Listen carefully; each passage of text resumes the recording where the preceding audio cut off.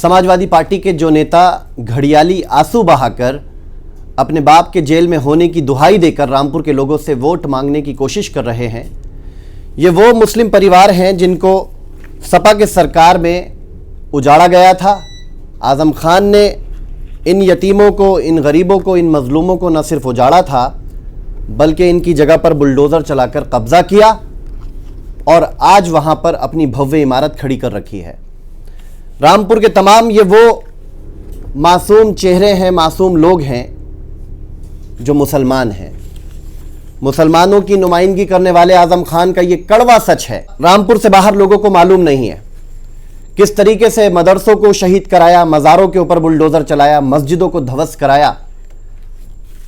ये सारी चीज़ें आज मैं आपको इसलिए दिखा रहा हूं कि रामपुर के लोग बहुत जल्दी भूल जाते हैं सपा के दौर में किस तरीके से यतीमों की ज़मीनों पर कब्जे किए गए, किसानों की ज़मीनों पर कब्जे किए गए और जिन लोगों ने ज़मीन देने से इनकार किया उनके बच्चों को चरस के झूठे मुकदमे लगाकर जेलों के अंदर डाला गया। क्या उन मुसलमान लोगों के आंसू इनको नज़र नहीं आते? इनको केवल अपना परिवार, अपने घर वालों के आंसू नज़र आते हैं। वो कमज़ोर लोग, वो गरीब लोग इनको नज़र नहीं आते जो पीढ़ी दर पीढ़ी यतीम खाने में रहते थे। उनको उजाड़ कर आज इन्होंने अपनी भव्य इमारतें वहां खड़ी की हैं। शिक्षा का ढंढोरा पीटते हैं, निजी स्कूल और यूनिवर्सिटियां खोली हैं, वहां से ये लोग पैसे कमाने का काम करते हैं। अगर इनको रामपुर के लोगों से मोहब्बत होती तो ये प्राइवेट स्कूल नहीं खोलते बल्कि सरकारी स्कूलों को प्राइवेट स्कूलों से अच्छा बनाते। जिस तरीके से आज दिल्ली के अंदर आम आदमी की सरकार ने 1000 सरकारी स्कूलों में बच्चों के लिए स्विमिंग पूल और एसी बनाए हैं, किसी नेता ने आज दिल्ली के अंदर अपना प्राइवेट स्कूल नहीं खोला बल्कि सरकारी स्कूलों को प्राइवेट स्कूलों से अच्छा बनाया। ये होता है विकास। इसके विपरीत मुसलमानों की नुमाइंदगी करने वाले, अपनी पहचान बनाने वाले आज़म खान उन्हीं कमज़ोर लोगों के ऊपर जुल्म करते हैं सत्ता में आकर, जिनके वोट से उनको पहचान मिलती है। आज़म खान ने कहा था कि हम गरीब के बच्चों को 20 रुपए में पढ़ाते हैं। सच्चाई यह है कि 2150 रुपए महीने की बच्चों से वहां फीस ली जाती है। ये रामपुर इंडस्ट्री के मामले में कभी नंबर 1 पर हुआ करता था, आज बेरोजगारी के नाम पर नंबर 1 में गिना जाता है। एक एक करके सारी फैक्ट्रियां बंद कराने के पीछे आज़म खान का और उनके परिवार का हाथ है। आज रामपुर के अंदर पढ़े लिखे नौजवान चाइना की रिक्शा चलाकर अपने परिवार को पालने को मजबूर होते हैं। इन्होंने केवल रिक्शा, बीड़ी और कारचोप तक रामपुर के लोगों को सीमित रखा है। आज इस गुर्बत के शहर में चंद कारोबार है और उस पर आज़म खान के परिवार का कब्जा है। यूनिवर्सिटी का, स्कूलों का कारोबार इनका है। रिलायंस का पेट्रोल पंप जो मोंडा पांडे पर है उसके मालिक आज़म खान है। एक पेट्रोल पंप जौहर यूनिवर्सिटी के बराबर में है, उसके मालिक आज़म खान है। एक टायर की एजेंसी राधा पिक्चर हॉल के पास है। शिवी पिक्चर हॉल के पीछे प्लॉटिंग का कारोबार आज़म खान का है। गांधी समाधि से नई सड़क निकली है, वहां पर प्लॉटिंग का कारोबार आज़म खान का है। एक दूध की डेयरी खोली है जहां पर 200 से ज़्यादा भैंसें पालकर ये दूध बेचने का काम करते हैं। पिलिंग मशीन और प्लाईवुड फैक्ट्री का लाइसेंस भी आज़म खान की बीबी ने और बड़े बेटे ने अप्लाई किया है। एक हमसफर के नाम से बहुत बड़ा रिजॉर्ट है। सारी कुर्सियां, सारे कारोबार आज़म खान के पास हैं। रामपुर के एमपी आज़म खान, उनकी बीबी विधायक, उनका बेटा विधायक, उनके दोस्त नसीर खान विधायक और उन्हीं की पार्टी की आदमी रामपुर से चेयरमैन है। ये सब कुछ आज़म खान के पास है। अब रामपुर की उस आवाम के पास क्या है जो 40 साल से उनको वोट देकर बड़ी बड़ी कुर्सियों तक पहुंचा रहे हैं? रामपुर की आवाम के पास केवल बीड़ी, रिक्शा, कारचोप, बिजली के बिल, किराए के मकान और राशन की लंबी लंबी लाइनें हैं। इसके अलावा रामपुर वालों के पास कुछ नहीं है। ये लोग हर बार चुनाव में आकर घड़ियाली आंसू बहाते हैं। दरअसल अपने परिवार को किराए के मकान से निकालकर इन्होंने अरबपति बना दिया और आज जेल में होने की दुहाई देकर रामपुर के लोगों से फिर वोट की अपील कर रहे हैं।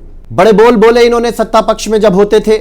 ऊपर के फैसले अल्लाह ताला और नीचे के फैसले आज़म खान और उनकी सरकार करती है। आज अल्लाह ने सबक सिखाया है, जो बोया है वही वो काट रहे हैं। रामपुर के लोग भूले नहीं हैं 95 साल की शहजादी बेगम के आंसू, जिनकी ज़मीन को कब्जा करके, जिनके जानवरों को खोलकर अपनी यूनिवर्सिटी में बांधने वाले आज़म खान, उनको भूले नहीं है रामपुर के लोग। मैं आपको बार बार इसलिए याद दिला रहा हूं कि शिवी पिक्चर हॉल के सामने जो दुकानें ढाई थी, जो रजा डिग्री कॉलेज के सामने मकान गिराए थे, जो डोंगरपुर के अंदर 40 मकानों को रात में गिराया था और उन तमाम लोगों के ऊपर मुकदमे लगाकर जेलों में ठूसा था, वो तमाम परिवार आज भी रामपुर में रहते हैं। तो मैं आपको याद दिलाता हूं कि इनको केवल अपने परिवार के आंसू दिखते हैं, रामपुर के उन मुसलमानों के, उन कमज़ोरों के आंसू नहीं दिखते जिनकी ज़मीनों पे कब्ज़ा करके इन्होंने महल खड़े किए हैं। रामपुर के अंदर बिजली के छापे लगे तो इनका परिवार कहीं नज़र नहीं आया, जबकि रामपुर की विधायक तंजीम फातिमा पिछले 1 साल से रामपुर के अंदर हैं। उनका बयान केवल आज़म खान के लिए, अपने बेटे के लिए आया, बिजली विभाग के ख़िलाफ़ कभी कोई बयान नहीं आया। इनकी संसद निधि हो या विधायक निधि हो, वो वापस चली गई। इन्होंने 1 पैसे का खर्च रामपुर में नहीं किया। लेकिन अब चुनाव का वक्त आया है तो पूरा परिवार चारों हाथ पैरों से चुनाव लड़ना चाहता है। कुर्सी से इतनी मोहब्बत करते हैं ये लोग कि अपनी MP की कुर्सी छोड़कर जेल से बैठकर चुनाव लड़ना चाहते हैं। एक छोटी कुर्सी पर चुनाव लड़ना चाहते हैं विधायकी की, जबकि इनके पास इतने कार्यकर्ता हैं। आसिम राजा का एक नाम मुझे याद आता है कि वो किस तरीके से वो और उनका परिवार आज़म खान के लिए मेहनत करता है दिन रात। लेकिन चुनाव का वक्त आएगा तो वो केवल नारा मारेंगे या कुर्सी सजाएंगे, उनको टिकट नहीं मिल सकता समाजवादी पार्टी का। टिकट केवल बीबी, बेटा और आज़म खान के पास ही रहता है। ये लोग अपने कार्यकर्ताओं को केवल इस्तेमाल करते हैं। दरअसल अपनी राजनीति को चमकाने के लिए एक बड़ा साम्राज्य इन्होंने खड़ा किया है मुसलमानों के नाम पर। एक बार होशमंदी से फैसला लीजिए, पुरानी सारी चीज़ों को सोचिए, दौरे आज़म को याद करिए और फिर आने वाली 14 फरवरी को एक अच्छा फैसला लीजिए। आम आदमी पार्टी एक बेहतरीन विकल्प है जो दिल्ली के अंदर बिजली, शिक्षा, स्वास्थ्य, महिलाओं की सुरक्षा और बसें फ्री देकर दिखाती है। वही सारे वादे रामपुर और उत्तर प्रदेश के अंदर पूरे किए जाएंगे। केवल एक बार आप आम आदमी पार्टी का साथ दीजिए।